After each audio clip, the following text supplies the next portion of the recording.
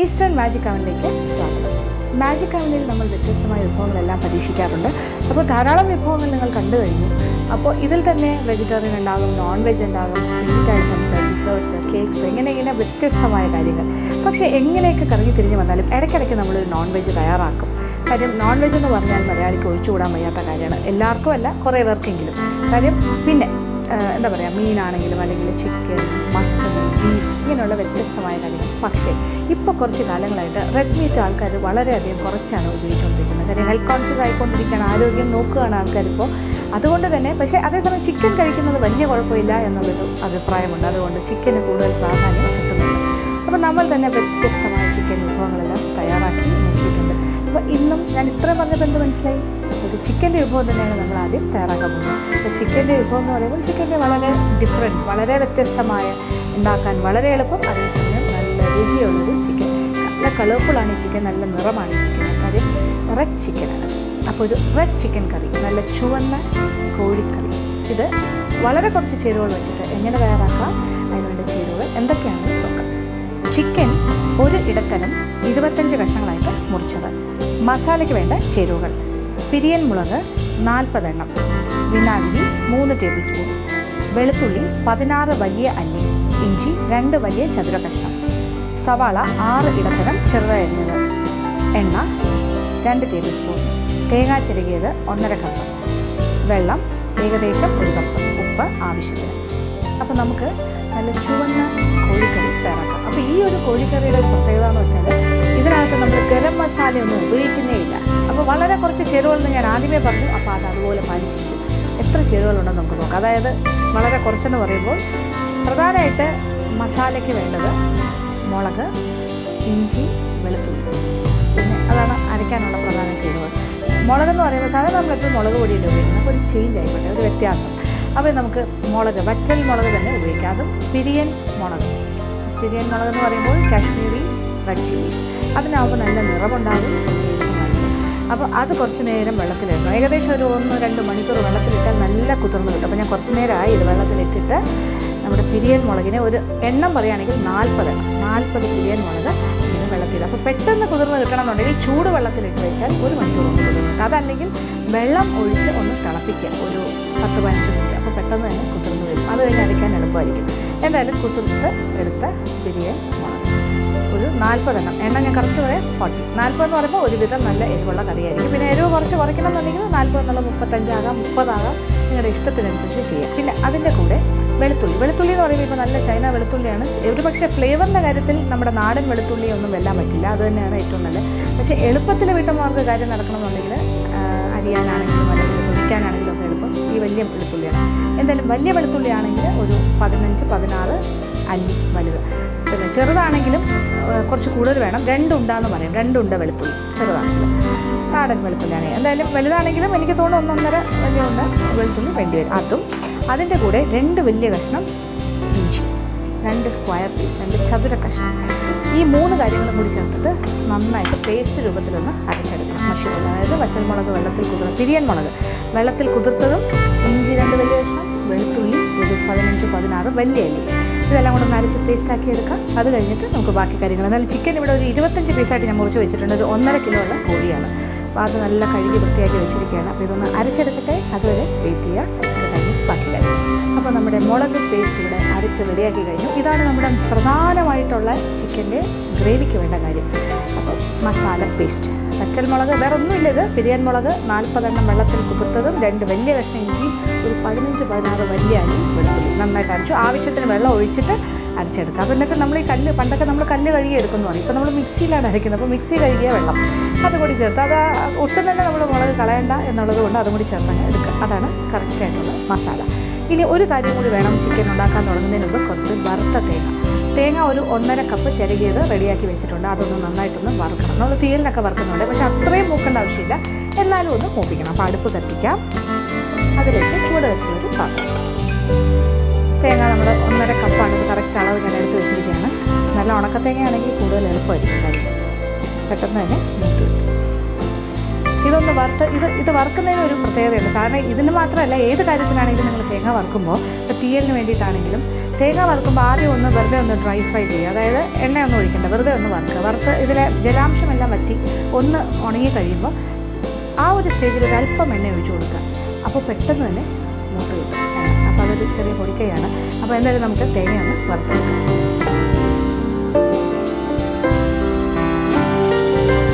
തേങ്ങ പാകത്തിന് മൂത്ത് കഴിഞ്ഞു. നല്ലൊരു മൂത്ത മണമൊക്കെ വരുന്നുണ്ട്. തേങ്ങ മൂപ്പിക്കുമ്പോൾ നല്ലൊരു മണമാണല്ലോ. എന്തായാലും ഇത്ര മൂത്താൽ മതി. ഇനി നമുക്ക് തീ ഓഫ് ചെയ്യാം. ആവശ്യത്തിന് മൂത്തിട്ടുണ്ട്, കണ്ടല്ലോ. ഇനി ഇത് വേറെ ഒന്നും ചെയ്യാനില്ല. ഇതും നല്ല മഷി പോലെ പേസ്റ്റ് രൂപത്തിലൊന്ന് അരച്ചെടുക്കണം. ആവശ്യത്തിന് വെള്ളം ഒഴിച്ച് അരച്ചെടുക്കുക. ആദ്യം വെള്ളം ഒഴിക്കാതെ ഒന്ന് നന്നായിട്ടൊന്ന് ചെറിയ ബൗളിൽ വെച്ചിട്ട് മിക്സിയിലൊന്ന് അടിക്കുക. അപ്പോൾ നല്ലതായിട്ട് പൊങ്ങി വരും. അത് കഴിഞ്ഞിട്ട് കുറച്ച് വെള്ളം ഒഴിച്ചിട്ട് അരച്ചെടുക്കുക. അങ്ങനെ ചെയ്യുന്നതായിരിക്കും കൂടുതൽ നല്ലത്. അപ്പോൾ ഇതും കൂടി ഒന്ന് അരച്ച് മാറ്റി വയ്ക്കുക. അപ്പോൾ നമ്മളെല്ലാം തയ്യാറാക്കി വെച്ചിട്ട് തുടങ്ങിക്കഴിഞ്ഞാൽ പെട്ടെന്ന് തന്നെ ചിക്കൻ കറി റെഡിയാകും. തേങ്ങയും കൂടി അരച്ചെടുക്കാം. അപ്പോൾ നമ്മളുടെ തേങ്ങ പേസ്റ്റ് ഇവിടെ റെഡിയായി കഴിഞ്ഞു. വറുത്ത തേങ്ങ 1.5 കപ്പ് നല്ല മഷി പോലെ അരച്ചിട്ടുണ്ട്. കുറച്ച് വെള്ളമൊക്കെ ചേർത്ത് ഞാൻ മിക്സി എല്ലാം കഴുകി എടുത്തൊരു ബൗൾ നിറച്ചെടുത്തപ്പോൾ അപ്പോൾ അത് റെഡിയാണ്. മുളക് പേസ്റ്റ് റെഡിയാണ്. അപ്പോൾ നമുക്കിനി അടുപ്പ് കത്തിച്ചിട്ട് ചൂട് കട്ടിയുള്ളൊരു പാത്രം അതാണ് വേണ്ടത്. എന്നിട്ട് അതിലേക്ക് ആദ്യം കുറച്ച് എണ്ണ എന്ന് പറഞ്ഞാൽ ഏത് തരം റിഫൈൻഡ് ഓയിൽ വേണമെങ്കിൽ ഉപയോഗിക്കാം. ഇനി അല്ല വെളിച്ചെണ്ണയിൽ ഉണ്ടാക്കണമെങ്കിൽ അങ്ങനെയാകാം. കാര്യം ഇത് തേങ്ങയൊക്കെ ചേർക്കുന്നുണ്ട്. ഒരു നാടൻ രുചി വന്നാലും കുഴപ്പമില്ല. എണ്ണയുടെ സ്വാദ് ഇപ്പോൾ എന്തായാലും കോക്കനട്ട് ഓയിലാണെങ്കിലും വലിയ പ്രശ്നമില്ല. തേങ്ങ ചേർക്കുന്ന വിഭവമായതുകൊണ്ട് വെളിച്ചെണ്ണ ഓക്കെയാണ്. പക്ഷെ എന്നാലും നമുക്ക് വേണമെങ്കിൽ ഏതെങ്കിലും തരം റിഫൈൻഡ് ഓയിലായിരിക്കും അങ്ങനെയാണെങ്കിൽ ചെയ്യാം. അപ്പോൾ എന്തായാലും ഞാൻ റിഫൈൻഡ് ഓയിലാണ് ഉപയോഗിക്കുന്നത്. ഒരു 2 ടേബിൾ സ്പൂൺ. ഈ എണ്ണയുടെ അളവും ആവശ്യാനുസരണം കൂട്ടുക കുറയ്ക്കുകയൊക്കെ ചെയ്യാം. ഒരു ടേബിൾ സ്പൂണിലും ചെയ്യാം. നമുക്ക് വേണമെങ്കിൽ 2 ടീസ്പൂണിലും ചെയ്യാം. കാര്യം അങ്ങനെ ചെയ്യുകയാണെങ്കിൽ നമ്മൾ ആദ്യമേ തന്നെ സവാള വെറുതെ ഡ്രൈ ആയിട്ടൊന്ന് വറുക്കണം. അപ്പോൾ അതിനകത്തുള്ള ഈർപ്പം എല്ലാം പോയി കഴിഞ്ഞിട്ട് ഒരല്പം എണ്ണ ഒഴിച്ചു കൊടുത്താൽ മതി. അപ്പോൾ എണ്ണയുടെ അളവ് വളരെ കുറച്ച് ഉപയോഗിച്ചാൽ മതിയാകും സവാള മൂപ്പിച്ചെടുക്കാൻ. എന്തായാലും ഇപ്പം നമ്മൾ 1.5 മുതൽ 2 ടേബിൾ സ്പൂൺ വരെ എണ്ണ ഏതാണെന്ന് വെച്ചാൽ സൗകര്യം പോലെ ചെയ്യുക. അതിലേക്ക് ചെറുതായി അരിഞ്ഞ് വെച്ചിരിക്കുന്ന സവാള ഒരു 6 ഇടത്തരം. 6 ഇടത്തരം എന്ന് പറയുമ്പോൾ ഒരുപാട് വലുതല്ല, തീരെ ചെറുതല്ല, മീഡിയം ഇടത്തരം സൈസ്. ഇനി ഇടയ്ക്കിടയ്ക്ക് ഇളക്കി കൊടുക്കണം. ഒരു ലൈറ്റ് ബ്രൗൺ കളർ ആകുന്ന വരെ. അപ്പോൾ സവാളയുടെ നിറം മാറി തുടങ്ങും. അതുവരെ ഇടയ്ക്കിടയ്ക്ക് ഇളക്കി കൊടുക്കുക. ഒരു പകുതി സ്റ്റേജ് ആകുമ്പോൾ വേണമെങ്കിൽ ഒരു അല്പം ഉപ്പും കൂടി ചേർത്ത് കൊടുക്കാം. അപ്പോൾ കുറച്ചുകൂടി പെട്ടെന്ന് തന്നെ നമ്മുടെ സവാള മൂത്ത് കിട്ടും.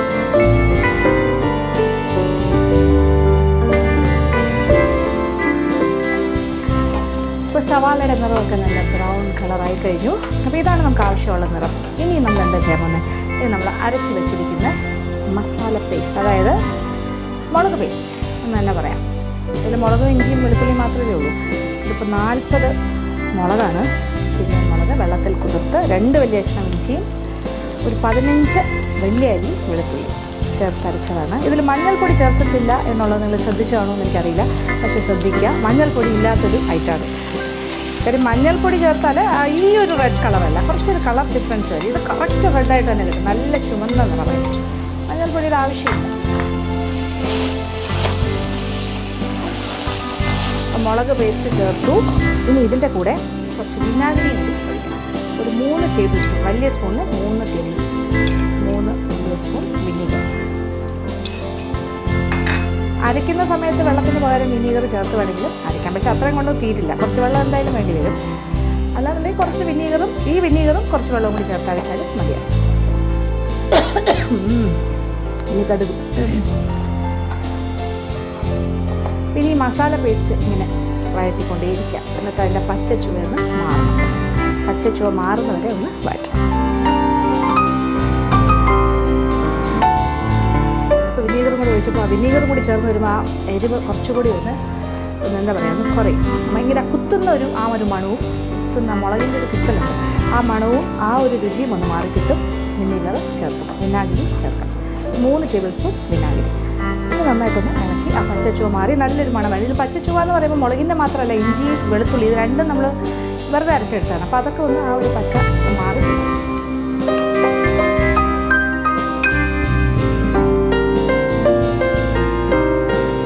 മസാല പേസ്റ്റ് എല്ലാം പാകത്തിൽ മൂത്തിട്ടുണ്ട്. അതിൻ്റെ പച്ചച്ചുവ എല്ലാം മാറി. ഇപ്പോൾ ഒരു പച്ച മണമൊന്നുമില്ല, മൂത്തൊരു മണം മാത്രമേ ഉള്ളൂ.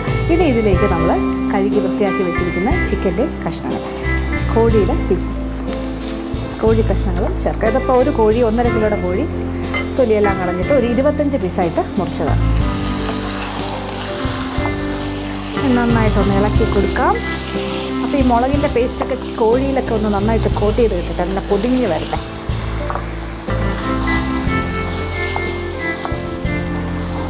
നമ്മൾ ഉപ്പൊന്നും ചേർത്തിട്ടില്ല. ഇനി ഒരു പാകത്തിന് കുറച്ച് ഉപ്പും കൂടി ചേർത്ത് കൊടുക്കാം. ആദ്യം കുറച്ച് ഉപ്പ് ചേർക്കാൻ വേണമെങ്കിൽ അവസാനവും ചേർക്കാമല്ലോ. കൂടിക്കഴിഞ്ഞാൽ നമുക്ക് വലിയ ബുദ്ധിമുട്ടാണ് ഉപ്പെല്ലാം ചേർത്ത് കഴിഞ്ഞാൽ.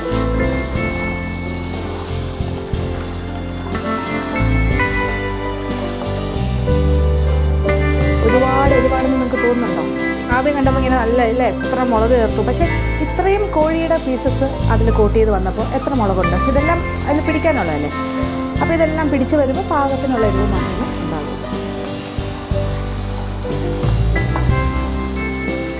ഇനി ഇതിലേക്ക് എന്തായാലും ചിക്കനിൽ നിന്ന് കുറച്ച് വെള്ളം ഇറങ്ങും. എന്നാലും ഒരു 1/2 കപ്പ് വെള്ളം കൂടി ഒഴിച്ചു കൊടുക്കാം. പാകത്തിന് ഉപ്പ് ചേർത്തിട്ടുണ്ട്. ഇനി പാത്രം ഒന്ന് അടച്ചിട്ടിട്ട് വേവിക്കാം. ഒരു പകുതി വേഗാകുമ്പോൾ വേറെ ചില കാര്യങ്ങൾ കൂടി ചേർക്കാനുണ്ട്. അപ്പം അതുവരെ വെയിറ്റ് ചെയ്യാം. അപ്പം നമ്മുടെ ചിക്കൻ പകുതി വേഗമായിട്ടാണ് നമുക്ക് തുറന്ന് നോക്കാം. അപ്പോൾ നമ്മളെന്തായാലും ഈ 1.5 കിലോ ചിക്കനിലല്ലേ ചെയ്യുന്നത്. അപ്പോൾ ഒരു 40 പിരിയൻ മുളക് കൂടുതലല്ല. പിന്നെ ഇനി നമ്മൾ ചേർക്കാൻ പോകുന്നത്, അപ്പോൾ പകുതി വേഗമാകുമ്പോൾ തന്നെ തേങ്ങ പേസ്റ്റ്, തേങ്ങ വറുത്ത് അരച്ചത് 1.5 കപ്പ് തേങ്ങ ചെറുകിയതാണ്, അതുകൂടി ചേർക്കാം. മഷി പോലെ അരച്ചെടുത്തതാണ് പേസ്റ്റ് കൂടി, അതും കൂടി ഞാൻ ചേർത്തു. എന്നിട്ട് അതുകൂടി ഒന്നിൻ്റെ കൂടെ യോജിപ്പിച്ച് കൊടുക്കണം. പിന്നെ ഉപ്പ് നമ്മൾ കുറച്ച് ചേർത്തിരുന്നു, അത് ആവശ്യത്തിനുണ്ടോ എന്ന് നോക്കുക. ഇല്ലെങ്കിൽ ഈ സ്റ്റേജിൽ വീണ്ടും കുറച്ച് ഉപ്പ് വേണമെങ്കിൽ ചേർക്കാം. ചിക്കൻ വെന്ത് കഴിഞ്ഞിട്ടില്ല, ഇനിയുണ്ട് കുറച്ചുകൂടി. ഇടയ്ക്ക് വെച്ചാണ് ഞാൻ ഈ തേങ്ങ ചേർക്കുന്നത്, ഒരു പകുതി വേഗമാകുമ്പോൾ. അപ്പോൾ ഇനി വേണമെങ്കിൽ ഒരു 1/2 കപ്പ് വെള്ളം കൂടി ഇതിൻ്റെ കൂടെ ചേർക്കാം. തേങ്ങ അരച്ച് വെച്ച പാത്രത്തിൽ തന്നെ ആയിക്കോട്ടെ. ഞാനൊന്നും കളയുന്നില്ല, എല്ലാം നമ്മൾ ഉപയോഗിക്കാം.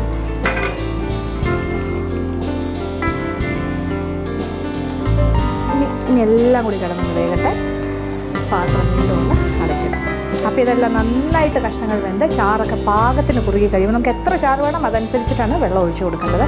എല്ലാം പാകത്തിനായി കഴിയുമ്പോൾ ഉപ്പും കൂടി നോക്കിയിട്ട് തീ ഓഫ് ചെയ്യാം. എന്തായാലും ഇതൊന്ന് വേകട്ടെ.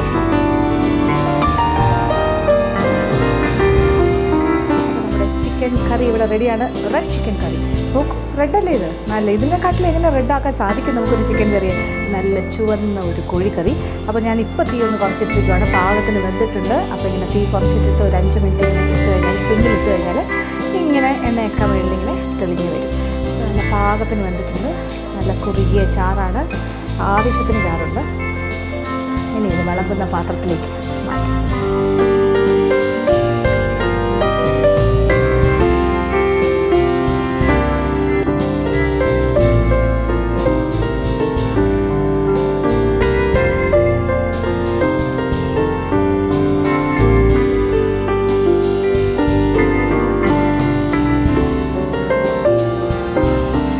വ്യത്യസ്തമായ മണം ഉണ്ട്, പക്ഷെ വ്യത്യസ്തമായ മണം, നല്ല കളറും നല്ല രുചിയുമുള്ള ഒരു കോഴിക്കറിയുടെ റെഡിയായി കഴിക്കും. ഇത് നല്ല റെഡ് ചിക്കൻ കറിയാണ്.